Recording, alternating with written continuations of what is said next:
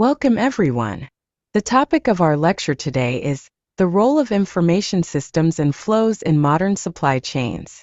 We begin with the understanding that the traditional view of logistics as simply transporting or storing boxes is a thing of the past. Today we are talking about supply chain management. It is a complex, integrated ecosystem where manufacturers, distributors, and carriers work as a single synchronized mechanism.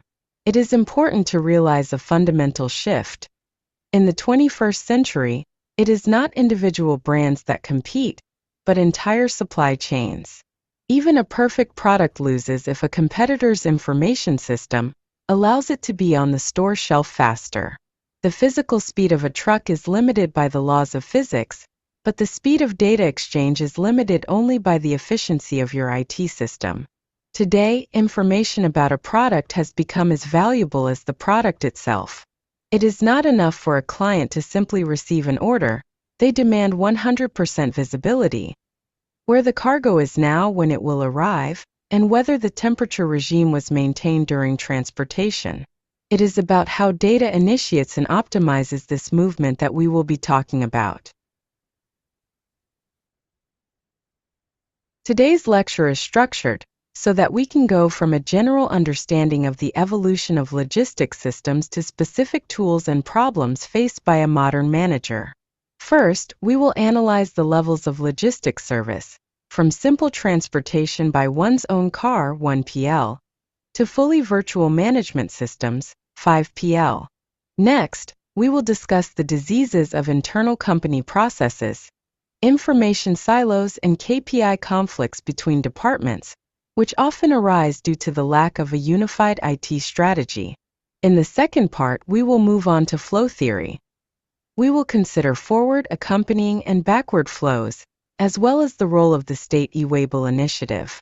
Finally, we will focus on the quality of the data itself, analyze the dangerous Bullwhip effect that can destroy the stability of the supply chain, and learn how VMI technology helps to avoid this. This is a comprehensive overview that will show how IT turns chaos into an ordered movement of resources.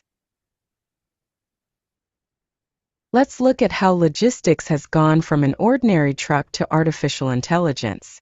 This process is best explained by the concept of logistics service levels, from 1PL to 5PL.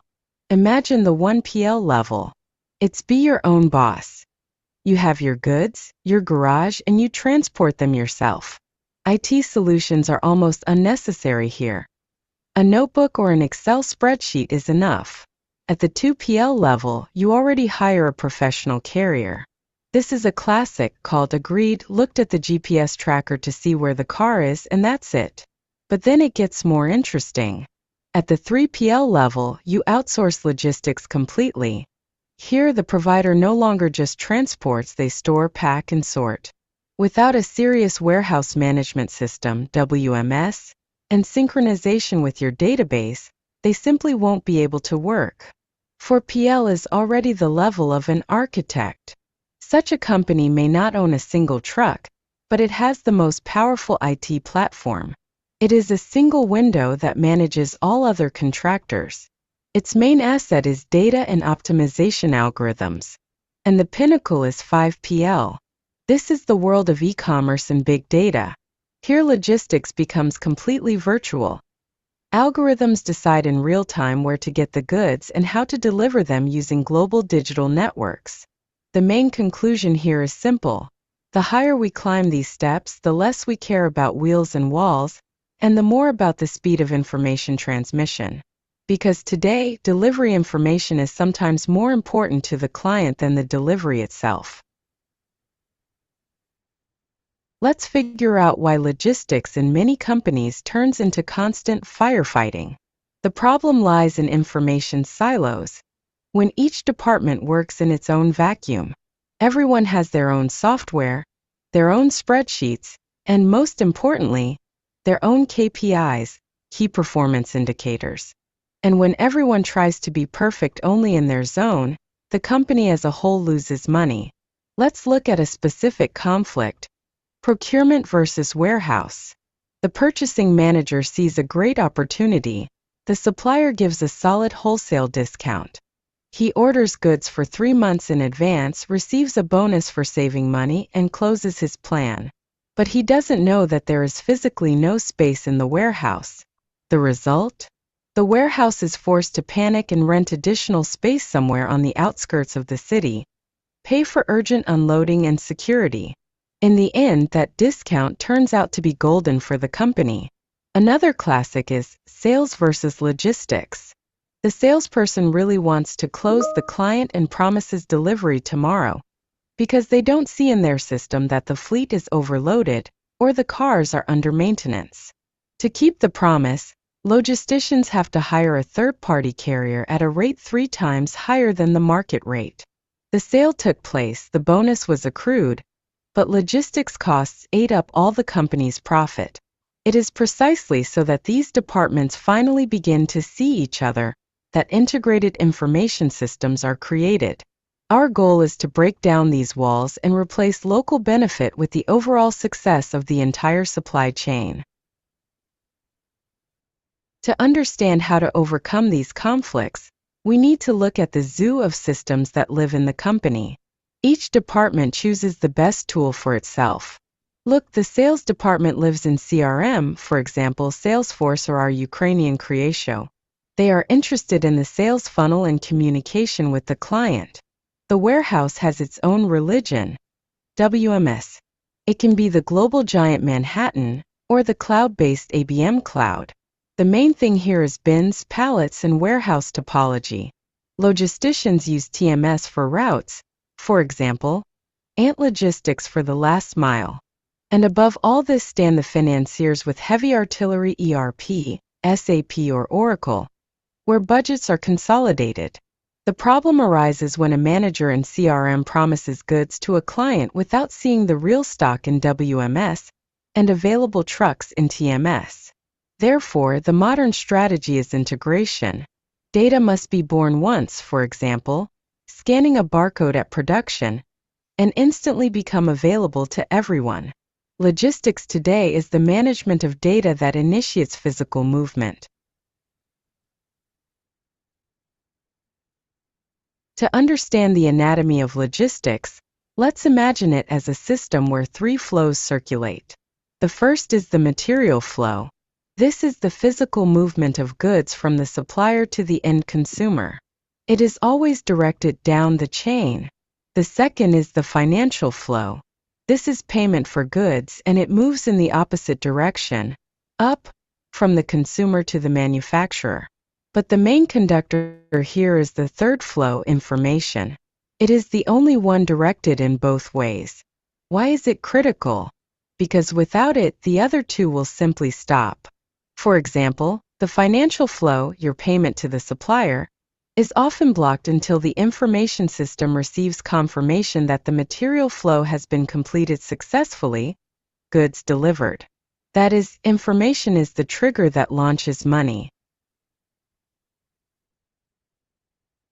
We found out that information is the fuel for logistics. But for this fuel to work effectively, it must be supplied on time. In logistics, time decides everything, so we divide information flows into 3 groups, depending on when they occur relative to the movement of the truck.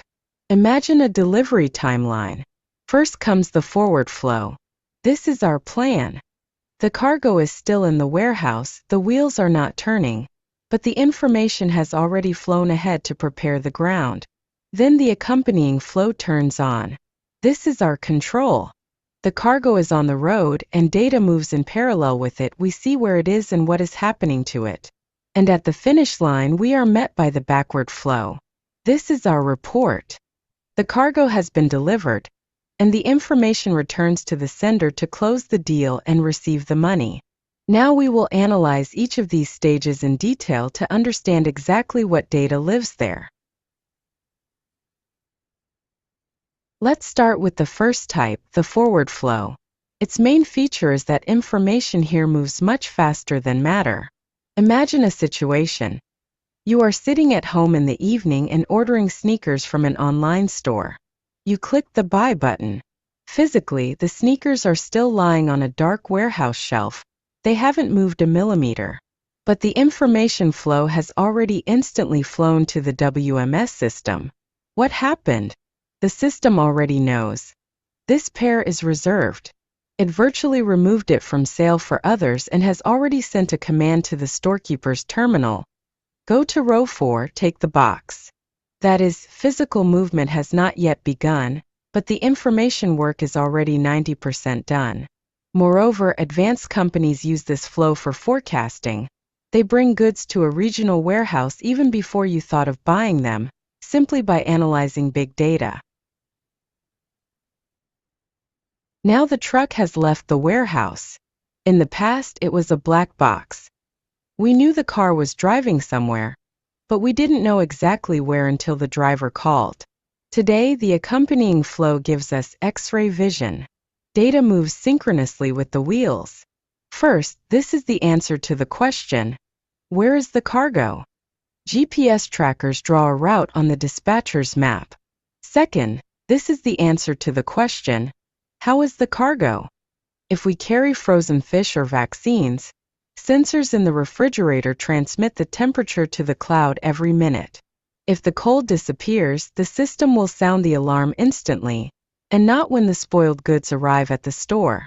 And third, these are documents. A revolution is taking place in Ukraine with the introduction of the e-way bill, ETTN. Previously, papers could be lost or rewritten. Now the driver, the sender, and the receiver sign one digital document with a QES, qualified electronic signature. It is impossible to change anything retroactively, because the digital footprint is already in the state database. This brings logistics out of the shadows and makes it transparent. And finally, the third and final stage is the backward flow. Imagine that the truck arrived, the driver handed over the boxes. Did logistics end there? No. It is at this moment that an extremely important signal arises. The client signs on the courier's tablet or in the electronic system. This is called EPOD, electronic proof of delivery. This small digital file instantly flies back to the office. And it works magic, it becomes a trigger for accounting. The system sees delivered and automatically issues an invoice or unlocks payment to the carrier. While this signal is missing, the money is frozen. But there is also a worse scenario. The client opens the box, and there is breakage or resorting. Then the backward flow reports a problem, and the so-called reverse logistics is launched, the process of returning goods to the warehouse. So the backward flow is either a check for payment or an alarm signal. We sorted out the flows, and now let's talk about who consumes this data and how. Imagine a pyramid. The same array of information looks different for different people in the company. At the base of the pyramid lies the operational level. Seconds and minutes live here. This is the execution level. Maximum detail is needed here. Take box A. Put it in place B. In the middle is the tactical level. This is the level of a middle manager. Here the planning horizon is days or weeks. Here the data is already slightly grouped. How many cars are needed for tomorrow? How many people to bring to the shift? And at the top is the strategic level. This is the director's level. Here we look years ahead. The director is not interested in where a specific box lies. He is interested in where to build a new warehouse in 3 years, based on a heat map of orders. An effective system must ensure the needs of all 3 levels simultaneously. We descend to the ground, to the operational level. This is the foundation where physical work takes place. Here the main character is a storekeeper, a picker, or a forklift driver. And believe me, he absolutely does not care what our expansion strategy is for the next 5 years. He doesn't need sales charts or analytics. What does he need? A clear, like a military order, command. Information lives here for seconds. On the screen of his terminal should light up. Go to bin A12. Take 2 boxes of item 4556. Take to pallet number 3 inch. If the system thinks at this level or gives inaccurate data, for example, bin A12 is empty, the work of the entire warehouse will stop. Therefore, the requirement for data here is 1. Instant relevance and 100% accuracy. This is the level of reflexes of the logistics system. We climb higher up our pyramid. Here, at the tactical level, we no longer look under our feet like a storekeeper. We look a little ahead, at a horizon of several days or weeks. This is the level of a shift supervisor or transport logistics manager. He is not interested in knowing about every separate box. He needs the sum of these boxes. The questions that are solved here sound like this. I see that next week we have a surge in orders. How many additional cars do I need to order for Tuesday? Or, will I have enough people on the night shift? Or do I need to bring out extras? Here data turns into charts and plans. A mistake at this level costs more than at the operational one.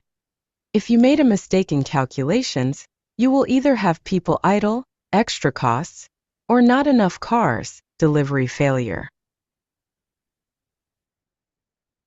We have reached the top, the office of the logistics director. Strategy and modeling reign here. Here the planning horizon is measured in years. The director is not interested that yesterday the car was an hour late. He is interested in global trends. For example, he looks at a heat map of delivery density for the last 3 years. Why? To understand.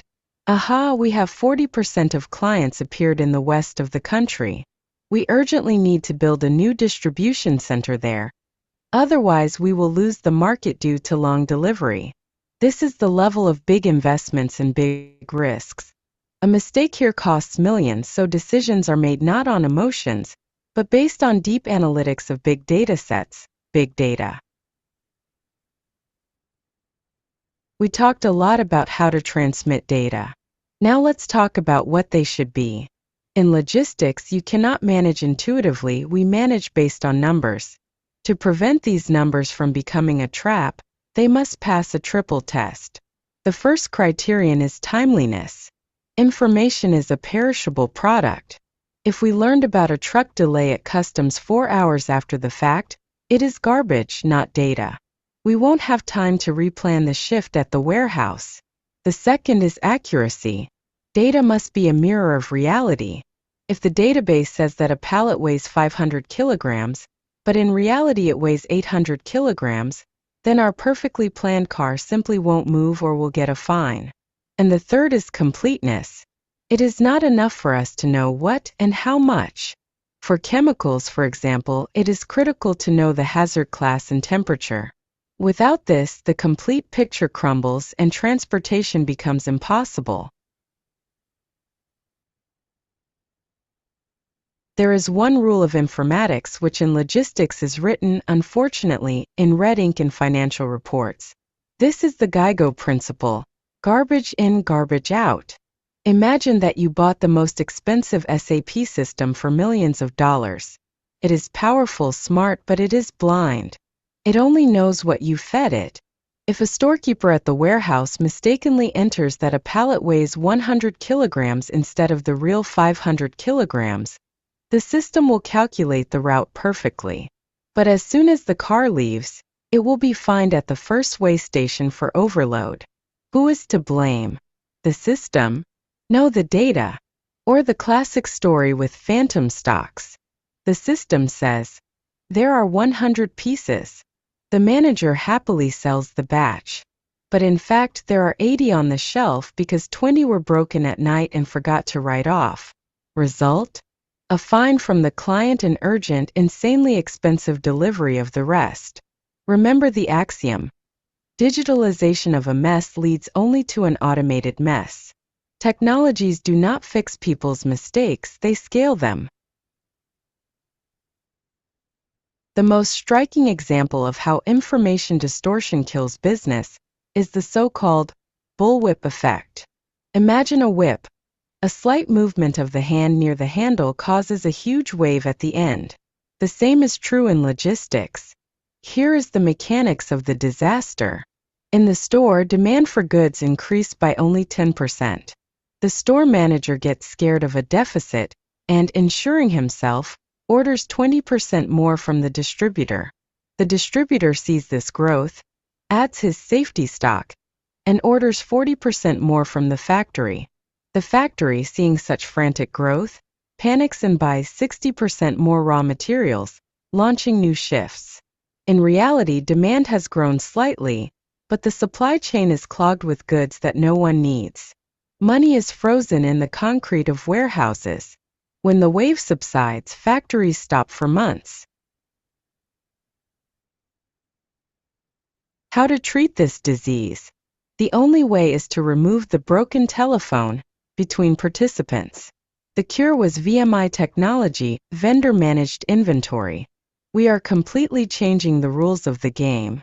Instead of the client, for example, a supermarket, sending orders, they simply open access to their sales and stock data in real time to the supplier. The supplier looks into the client's system themselves and decides, aha, they have little goods left. Tomorrow I will ship 10 pallets. What does this give? The manufacturer no longer reads tea leaves, looking at the distributor's frightened orders. He sees how much people really bought at the checkout. This allows synchronizing the factory conveyor with real consumption. The bullwhip effect disappears, and warehouses are freed from unnecessary junk. We are approaching the pinnacle of modern IT logistics, digital twin technology. Imagine that you have a sandbox, an exact virtual copy of your business that lives in a computer. It duplicates all processes, from truck movements to warehouse stocks. Why is this needed? To predict the future without painful mistakes in reality. You can ask the system the question, what if? What if analysis? For example, what will happen if a key port is closed tomorrow for 2 weeks due to a strike? The system will run this scenario in minutes and say, on day 5 you will run out of raw materials at plant A, and on day 7 you will lose contracts with network B. Having this information in advance, you build a plan B. You make mistakes virtually so as not to make them in reality. But here the law of economics turns on. Information is not air, it costs money. When implementing technologies, a manager must always keep scales in mind. On one scale is the price of technology, on the other is the price of risk. Let's look at examples. If we carry a truck of the latest smartphones or a unique vaccine, the risk of loss or damage to the cargo is millions of dollars. Here we justifiably spend money on GPS tracking of each pallet, impact sensors, temperature, and satellite communication. We pay for peace of mind and guarantee. But imagine another situation. We are carrying a barge with sand or crushed stone. Is it worth sticking an RFID tag on every stone and tracking it via satellite? This is absurd. The cost of such control will exceed the value of the goods themselves. Therefore, the main task of a logistician is to find this balance. Not automate everything in a row, but invest in information where it really saves profit. We are concluding our lecture. Let's summarize the main points. The world has changed. We no longer just transport goods from point A to point B. We manage complex information ecosystems.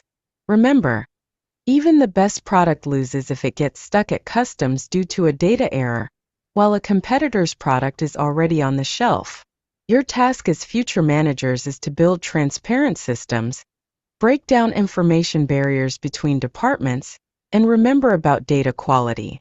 Because in the digital economy, the one who owns information wins.